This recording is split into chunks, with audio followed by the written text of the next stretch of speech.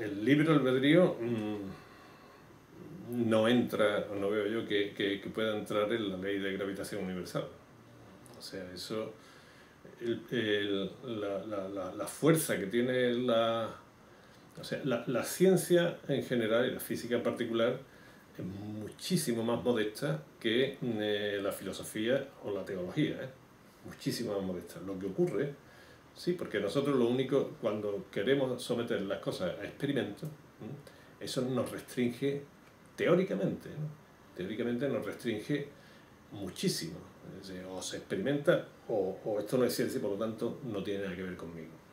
Ni libre albedrío ni nada. Sino, o hay experimentos, o sea, yo podré tener mi libre albedrío para hacer un experimento o no hacerlo, ¿no? Pero si lo hago y me meto en esto, en principio supone una restricción tremenda. Pero cuando la ciencia dice algo y concluye algo, es inamovible. Y cuidado, es inamovible. Porque muchas veces dicen, no, eso, yo lo he escuchado eso y no es verdad. Cuando dicen, no, no, es que la ciencia llega a unas conclusiones que después, inmediatamente después, se cambian y vienen... No, eso es negar que existió la máquina de vapor y los trenes de vapor. No, los trenes de vapor existieron y funcionaban perfectamente.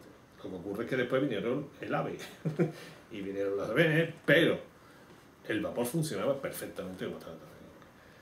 La visión, la mecánica de Newton es exacta, es rigurosa, es perfecta. Lo que ocurre es que tú no la puedes aplicar a los átomos, porque si la aplicas a los átomos, falla. ¿Pero por qué? Pues porque la estás aplicando donde no debes. Y tú no puedes aplicar, y esa es la física, ¿no? Pero el libre albedrío ahí no entra ni las creencias ni nada, o sea que hay un 99,9% de toda la filosofía, toda la construcción humana y todo eso que no entra aquí. Nosotros somos mucho más modestos. Lo que ocurre es que después ponemos en órbita los satélites y el GPS te dice exactamente dónde está. Y el GPS, por ejemplo, está basado en la relatividad. Y los GPS tienen que estar ajustados debido a la teoría general de la relatividad de Einstein, ¿no? O sea que cuidado, y un avión vuela, opines lo que opines y te pongas como te pongas. No, no. No, el determinismo es lo mismo que puso en cuestión antes, la mecánica cuántica pone en cuestión la causalidad, el principio de causalidad. La mecánica cuántica no es del todo determinista, debido precisamente al principio de indeterminación.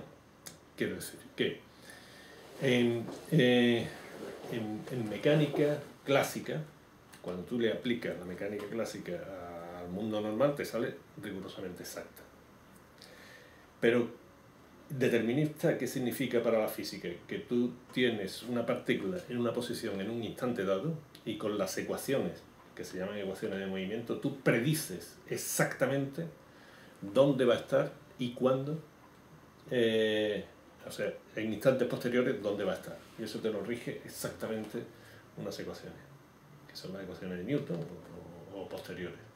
Sin embargo, cuando esto se aplica a una partícula subatómica, o sea que tienes que poner las ecuaciones cuánticas, entonces tú ya no hablas de posición e instante, sino que hablas de probabilidades.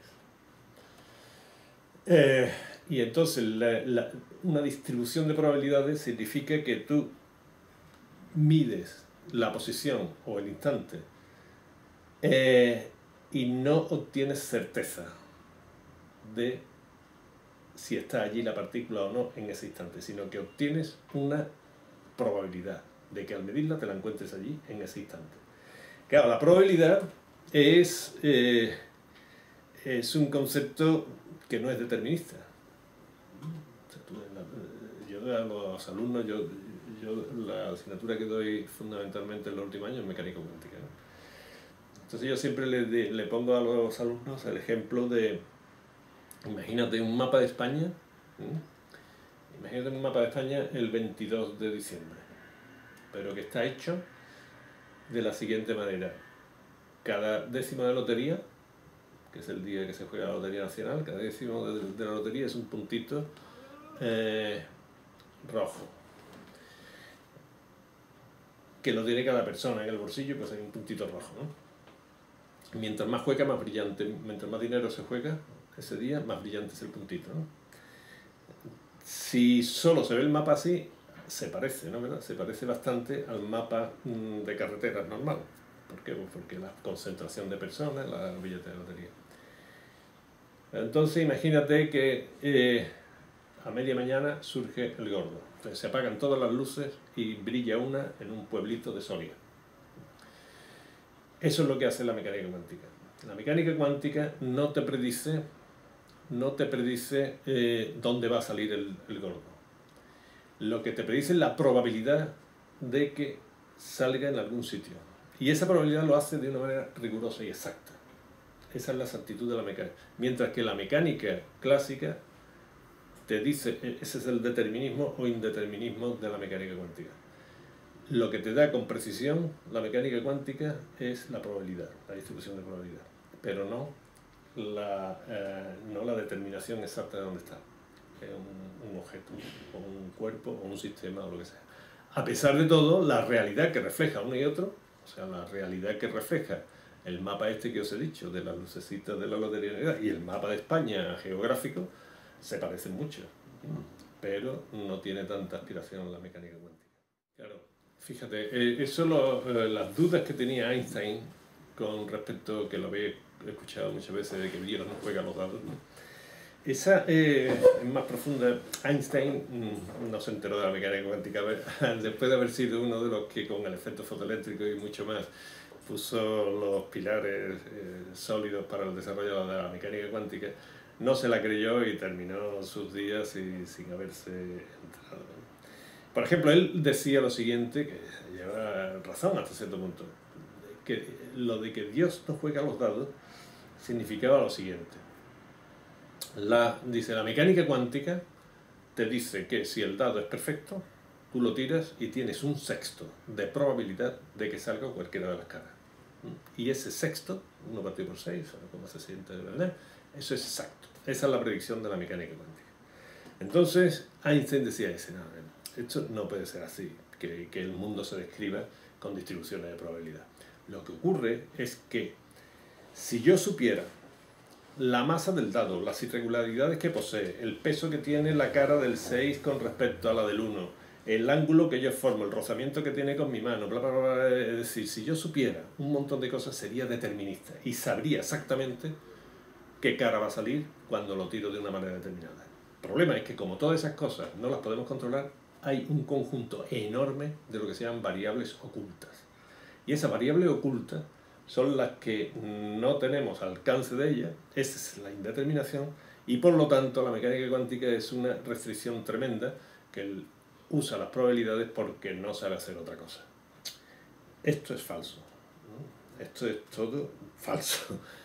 No existen esas variables ocultas, eso es una objeción que puso Einstein, y simplemente a la tecnología me remito. Hoy se calcula que el 40% de la tecnología, incluidos los camiones, están basadas en la mecánica cuántica.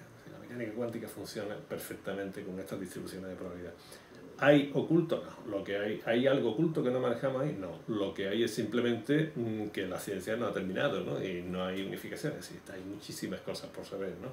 Entonces, cada vez que se piensa que esto de que la ciencia con las teorías de unificación, las teorías EM y todo eso que ya está prácticamente al límite, a mí me recuerda que esto, creo que fueron Schrödinger y no sé qué otros físicos famosos al final del siglo XIX. Al final del siglo XIX decían lo mismo. La ciencia prácticamente ha terminado, la física en particular, decían ellos, pues ya ha llegado a los límites, está perfectamente formulada la electricidad, el magnetismo, estamos hablando del final del siglo XIX. Y entonces se quejaba amargamente un físico a otro en una carta diciendo, lamentablemente me da pena llegar al final de mi vida y ver que la física ha terminado, salvo detalles, hemos hecho la labor. Entonces Schrödinger le contestó una carta muy divertida, y era que estaba prácticamente en blanco la carta, ponía un marco de un cuadro y dentro un monigote burdo hecho con 4 líneas y media, ¿no? Y decía abajo, salvo detalles, pinto como Tiziano. Entonces, bueno, de alguna manera, cada vez que me dicen alguien eso, no, es que ya con las teorías M, cuando se unifique todo, ya lo explicamos todo, Ya solo faltan detalles, ya no tenemos, digo, esto, salvo detalles, pintamos como Tiziano, ¿no?